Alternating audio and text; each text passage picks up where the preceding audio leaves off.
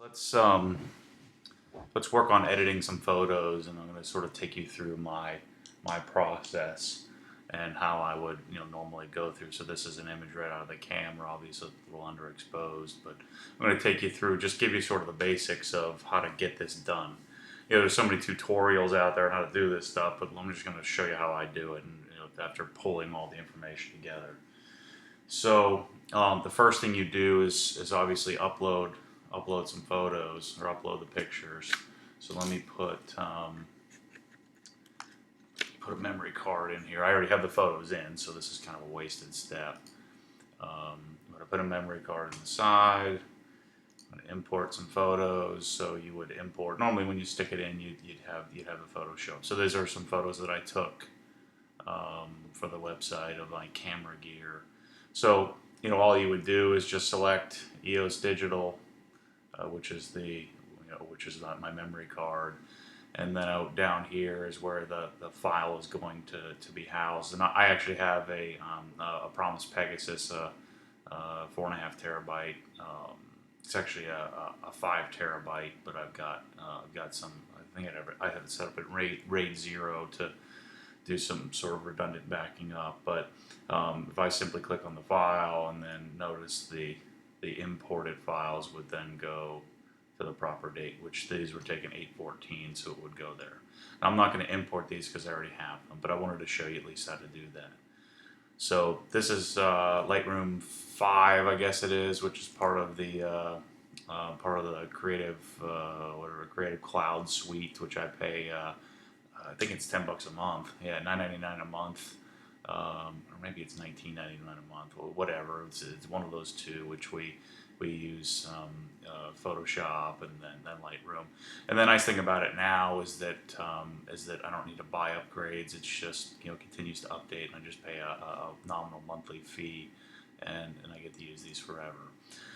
Okay, so once your photos are uploaded, if you hit the G button, you can look at it in grid view. So these are all the photos that we took today out at my power line spot, and so I'm going to sort of take you through just a few pictures and show you how I would edit it.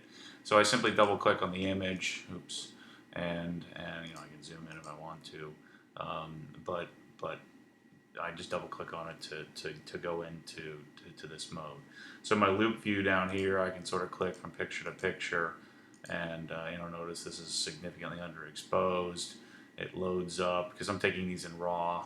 So the image is in focus. So maybe this is something I'd use. I don't know about this. This over here.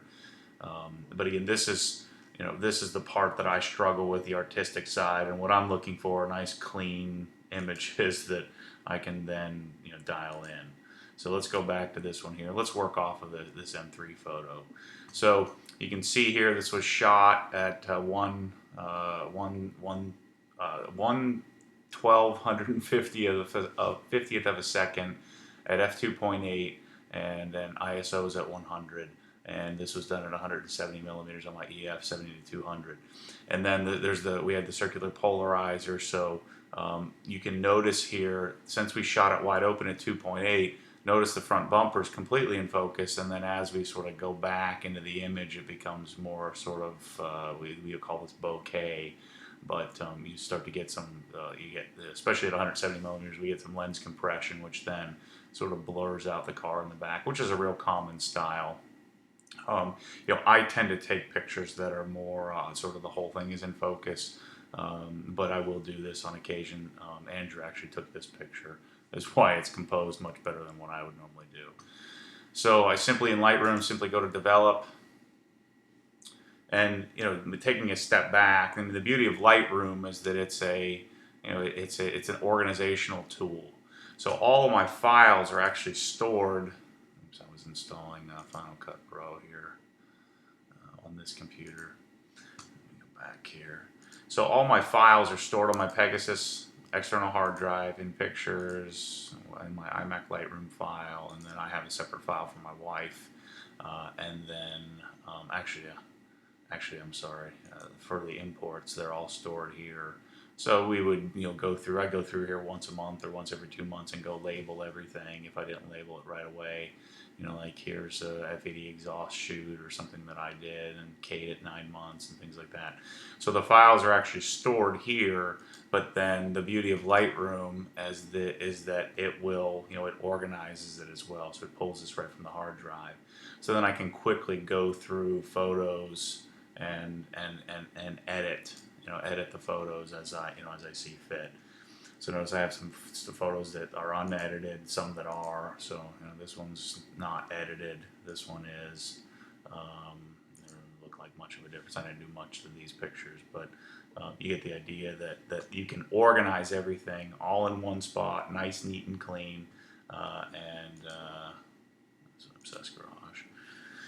And so the idea here is that I can access my photos anytime I want, and then also edit them at the same time. So it's an organizational tool plus a basic editing tool. I don't ever really feel the need to pull into Photoshop, even though full Photoshop is better editing software than Lightroom. It's more capable, but Lightroom gets the job done for me. So let's look at the sort of what's on the screen here. So again, I've gone into develop mode. You really only need to use library and develop. So I'm in develop mode. And when I look at this picture, the first thing I see is that it's a little crooked, and maybe it's supposed to be that way, but to my eye, I would probably want to raise this up a little bit or change the crop angle a little bit.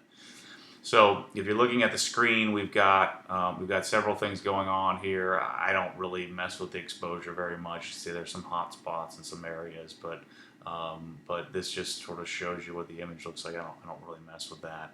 So the main tool that I use is the basic tool here. I also use these tools up top here. So this is where I'd go to crop or adjust the picture. So you got cropping, you got a spot removal tool. I don't usually use a red eye reducer or some of these other devices or paintbrush or anything. So occasionally I would use a spot removal tool if there was like a big bug here or something that I wanted to get rid of. But again, Photoshop would do better than Lightroom at doing that.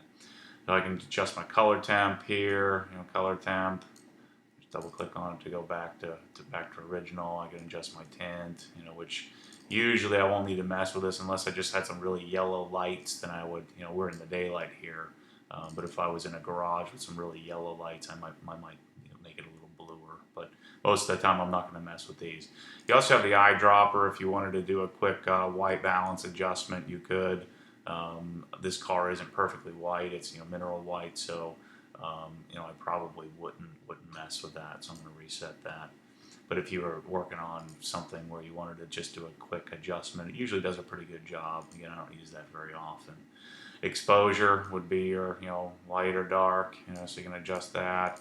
Contrast, highlights is something I use a lot to sort of take the edge off if the picture's too bright. Because we use the polarizer here, notice that there's not a lot of sharpness to the pictures, not a lot of brightness to the picture, so that kind of knocks it down a bit and gets rid of some of the glare and does a lot of times make the picture a little easier to edit. And you have things clarity, vibrance, saturation. These will all add noise, but can sometimes add some effect. I actually have an action over here that adjusts this the way I like.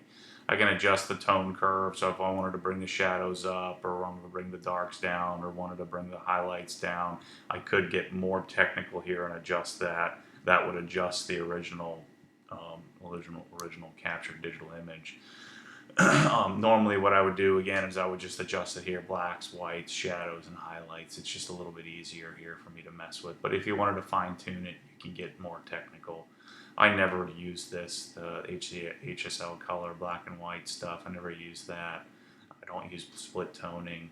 I don't use detail with sharpening and stuff like that. I'll usually use an action, which I'll explain in a second.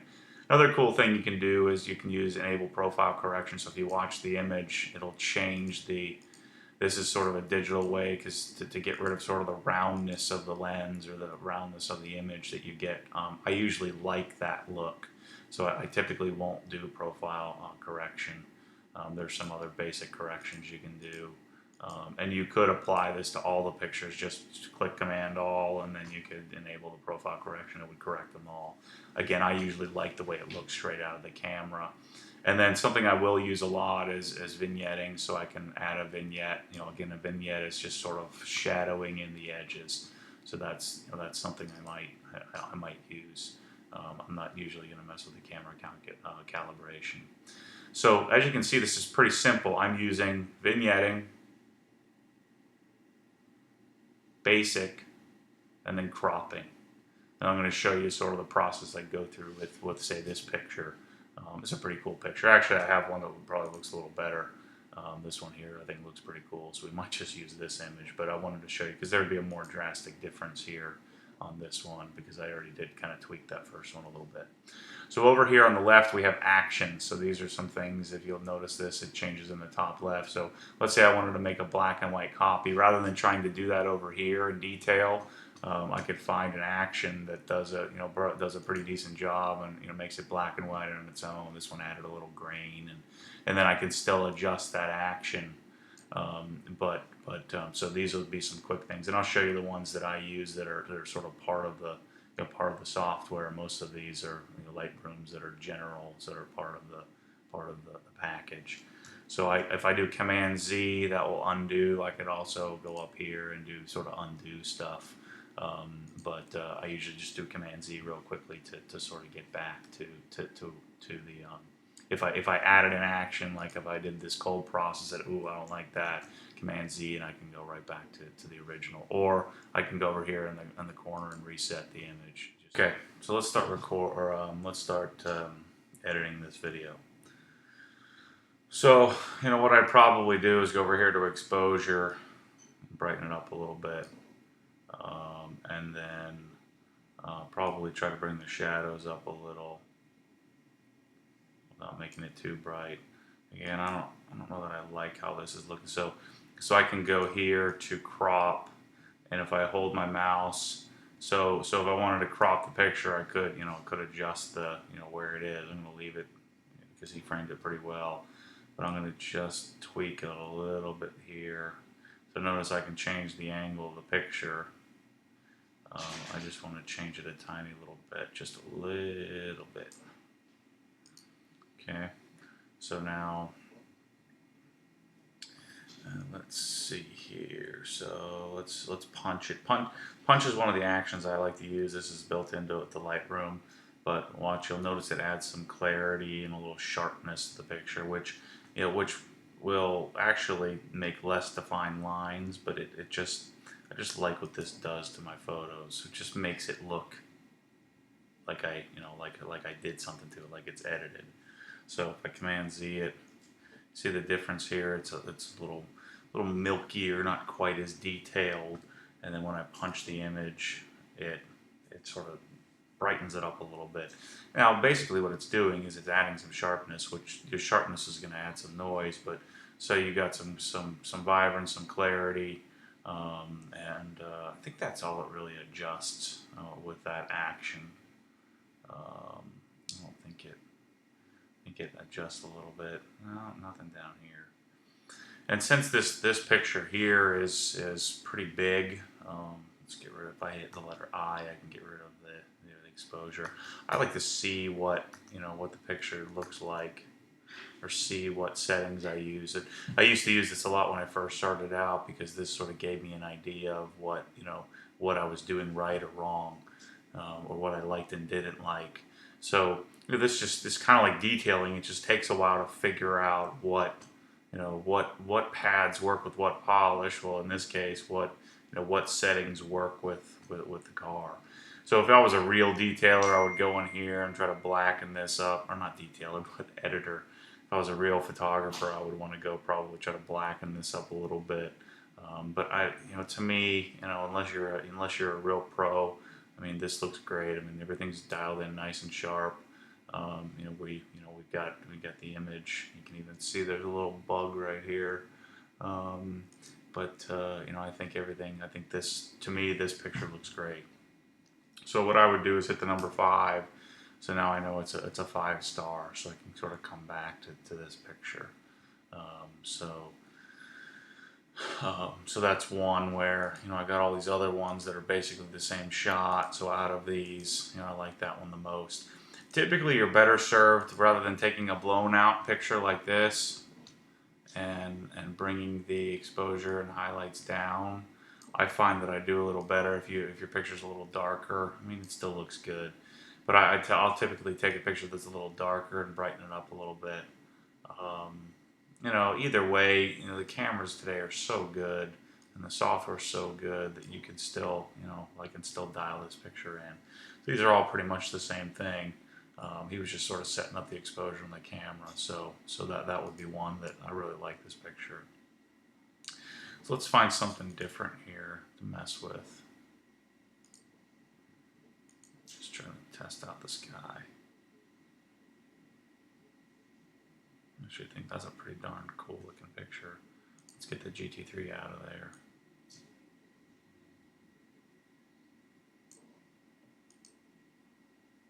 Now, generally speaking, you would do rule of thirds, so you'd want the car over here. So if I really wanted to, I can go here, drag the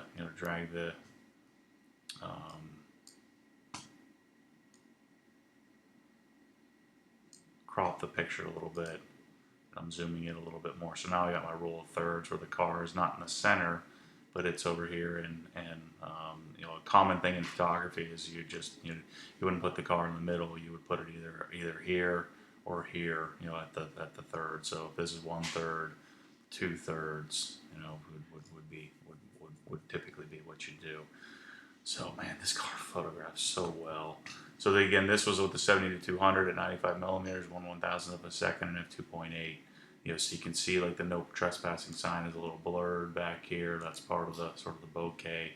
Same thing here, where the background is just sort of out of focus, which adds to the effect. So really, I don't feel like I need to do a whole heck of a lot. Maybe brighten this up a little bit. Maybe bring the shadows up just a little bit to get so you can see the wheels. And I'll do my normal punch it. Done. I like that. Might brighten it up a little bit more.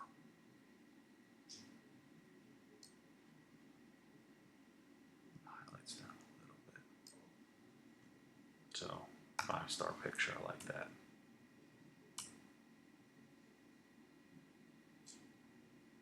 So now here's one that I took where I'm taking it at, notice at 5.6, just a little bit slower shutter. So everything is in focus. I don't know if this is a particularly good picture. Let's see if we can make it look decent. So first thing I would do is sort of straighten it out. I don't like how this is looking here, but let's just see what we can do to this. See how it looks. So if I bring the highlights down, bring the exposure down a little bit. Let's punch it. And then this would typically be a picture where I'd vignette it. So if I vignette this, I can have a vignette action and then brighten it up just a little bit. Not a bad picture. I just think the angle of the car, the M3 doesn't look quite as tough as it really is, and the GT3 isn't really accented well. I could also go down here. I feel like maybe this is a little bit of extra vignette, so I can come down here and just adjust it a little bit less. So the corners are still kind of, some of the edges taken off. Probably want this actually a little bit straighter. Yeah. Anyway, I don't think I'm going to call that a 5-star.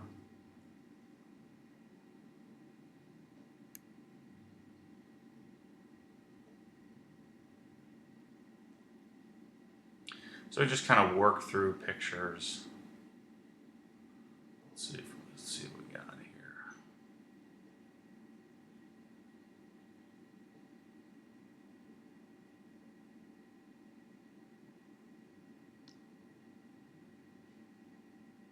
I think this one actually looks pretty cool.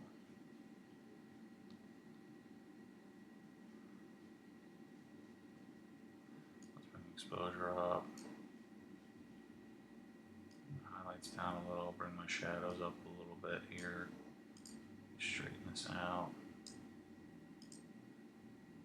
Too much.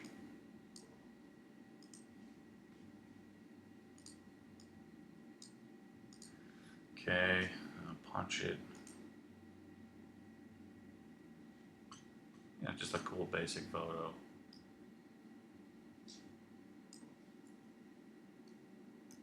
Notice this is in super bright sun, and the circular polarizer takes all that edge off. So at times it can make the picture look too dark. I'm not really liking any of these very much. Dang, that car looks so tough. This right here. Actually, I know this is similar to the others, but I like this one. I'm gonna get this one dialed in real quick.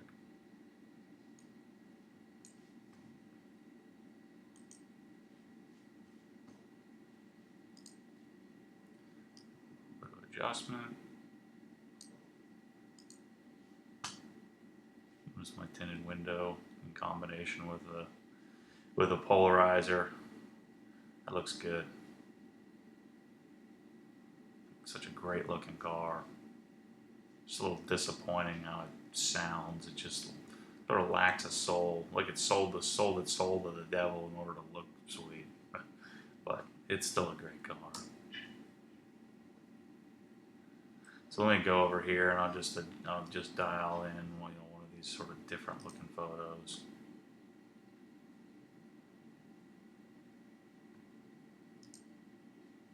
See if I can find something that looks cool. So I'll kind of work my way through and I'll probably pick out 30 or 40 pictures. Let's just see what the GT3 looks like here. That's a cool picture, I think. So I would sort of compare which one of these I like the best. One. I like a lot of difference. 2. 3. I think I like the car. I think I like this one better. It's just personal preference. So again, a little bit dark. So I brighten it up just a tiny bit. Punch it. You got yourself a pretty sweet looking picture, I think. I don't want to go too bright. Maybe bring the shadows up a little bit. That's just my style of what I like a picture to look like. You could do something like make it crazy, like black and white or something like that, but I could boost it and make it look, vignetted and stuff. But I prefer the picture to look like that. You could do something like make it pop and overexpose, just saturate the crap out of it. I usually don't like pictures like that. This some of these matte black and whites are really cool. Let's go down here. So I might do a couple in black and white.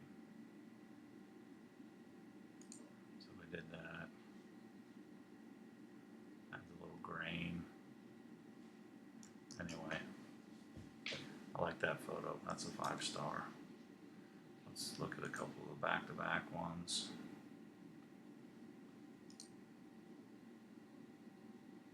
Here's some of Andrew's composition is a lot cooler than mine is.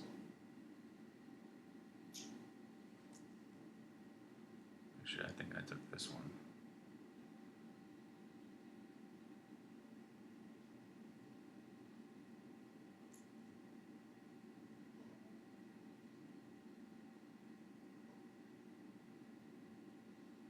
I like this one best. Alright, so bring the highlights down a little bit. I think I probably like this one vignetted. Let's see. This angle, the GT3 does look a little leaner than it really is. I can't see anybody in the picture. That's good. So let's punch it. And punching is just kind of my style. Just like the way it looks, especially with mineral white. Kind of gives it almost a little bit of a gray hue to it that you'll get sometimes. So let's bring the blacks down a little bit, blacken that up a little. Yeah. And then let's vignette this a little bit. Yeah, there we go.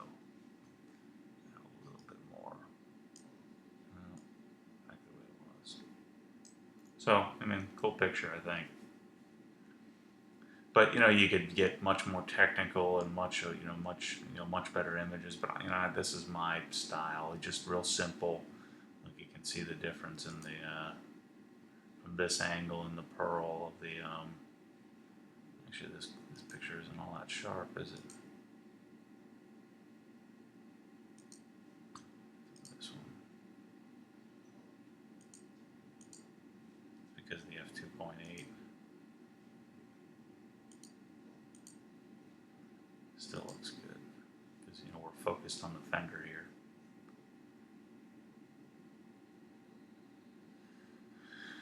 I'll show you one more. Oh, these are pretty cool.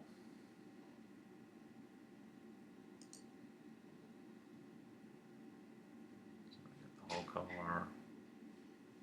Let's punch it first. So this is with the 24 to 70 at 24 millimeters. I don't think I really need to do much else with this, do you?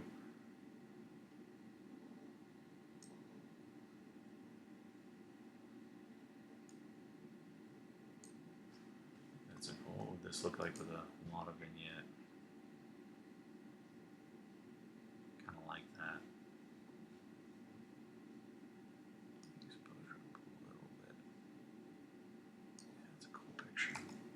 5-star that.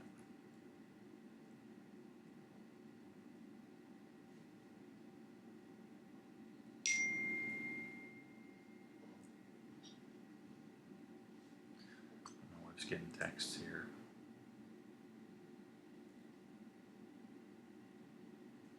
A cool shot.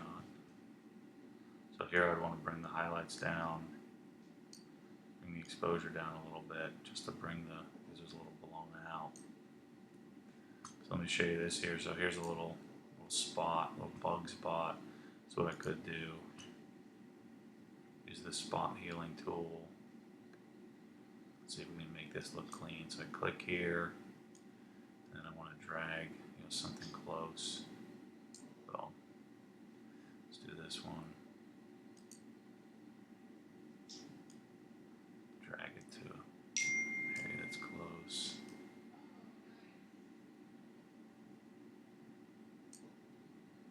And then let's get off the spot tool, zoom out. It's not bad. Can't see what I just messed with. So then I would punch it. Done.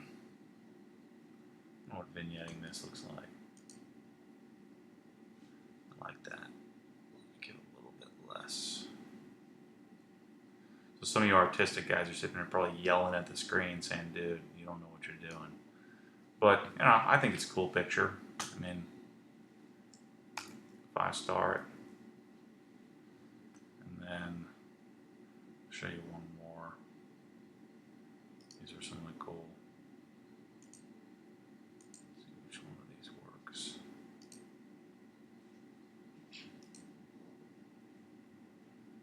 Go back here.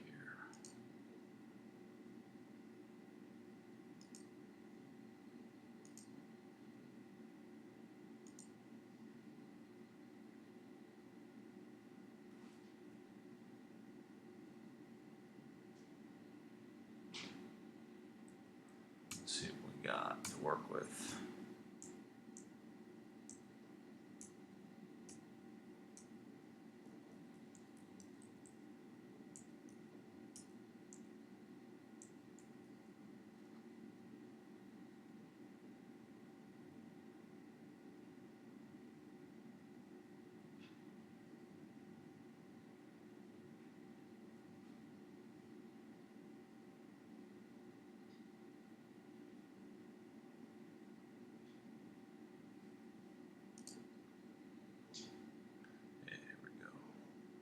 Say, I thought we took more pictures of this stuff.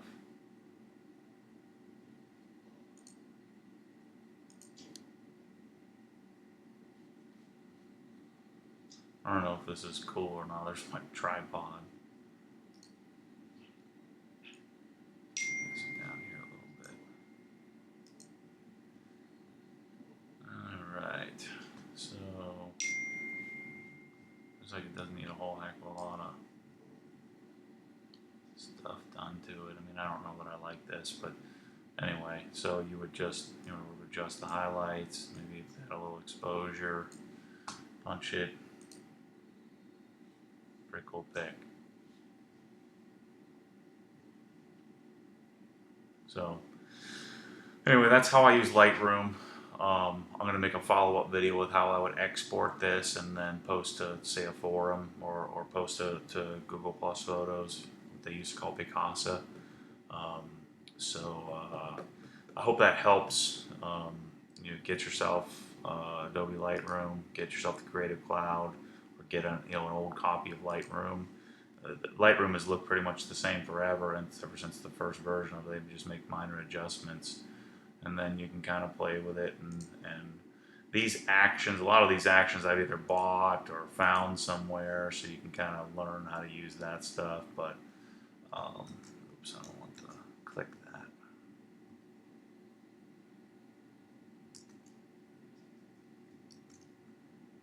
It's actually kind of cool. Anyway, so let me put that punch back on it.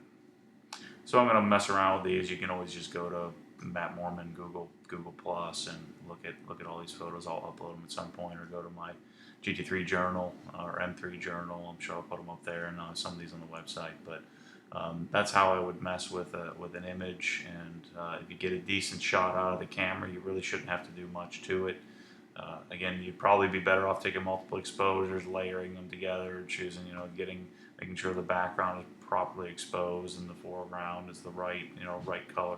Instead, I just make it simple, take a decent picture, and I think it looks pretty good. Anyway, thanks for watching, and hit me up if you have any questions.